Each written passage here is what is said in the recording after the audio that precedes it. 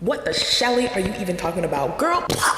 If you're like me and you're watching Love Island, okay? You know that this show has been eating away in your brain cells with how infuriatingly entertaining it has been. We're talking Amaya Papaya, the people who can't get over season 6, the Rowdy Rough Boys, the Three Stooges, the Three Musketeers, the mean girls of the villa. Or maybe you've heard so many dissections of the show because of how much the cast is trying to self-produce and make it all into a game show, and it's just looking like it's absolute like a dumpster fire. It's just an absolute dumpster fire. But anyways, either way, this season has confirmed something that has been sitting in the back of my mind. Reality TV is actually amazing. Not because it's just messy, but because it low-key reveals some very real stuff about us as people in the real world.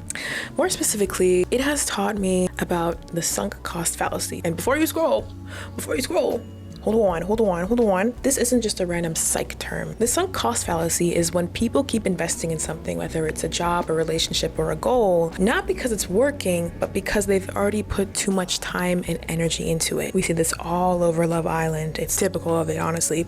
Contestants stay in relationships that clearly aren't serving them just because they've already come so far, as they say. There are around 20 contestants in the villa, but I want to focus on 3: Alandria, Nick, and Taylor. Now, I'm not a Love Island veteran, so I will admit there might be some inconsistencies, there might be some cracks here and there, but I'll admit, based on the thousands of fan theories that I've watched in my free time, don't judge me, the pattern is clear. And it's not necessarily because they're blind, even though this is not Love is Blind. It's because they've already invested. Take Alandria. She is clinging on to Taylor. He checks every single box for her countryman fantasy, which she's obviously and actively said that she's looking for. But for viewers, we can see what she's ignoring. Nick is out there feeding.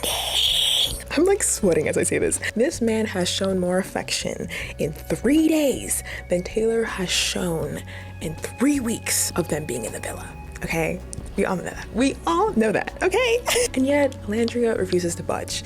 Obviously, if you've seen episode 22, you would know. But what happened? But I'm not gonna do any spoilers because I feel like this whole video is one spoiler of itself. But anyways, why? Because she's already been with him this whole time. She literally says, there is no way he'd leave me for someone he just met 3 days ago. I've put so much dedication and time into Taylor. It would be crazy for me to want to give that up. And that's when I had to pause. That's when I had to pause because, girl, what the Shelly are you talking about? What the Shelly are you even talking about, girl?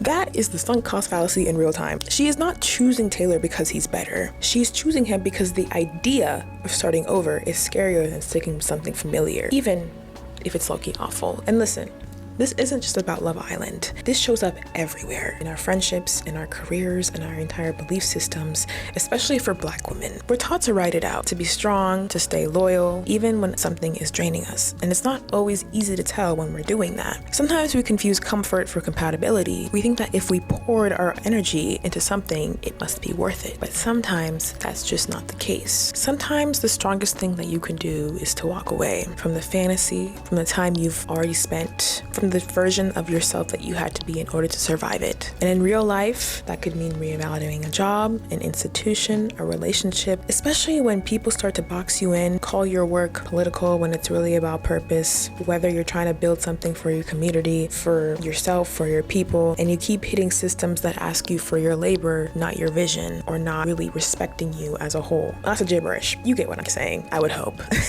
So yeah, maybe Alandria is just figuring it out in real time. Maybe we all are. And the next time we find ourselves holding on to something just because we've been holding on to it, ask yourself, is it really mine to carry? Or is it just what I've gotten used to? Ayada out.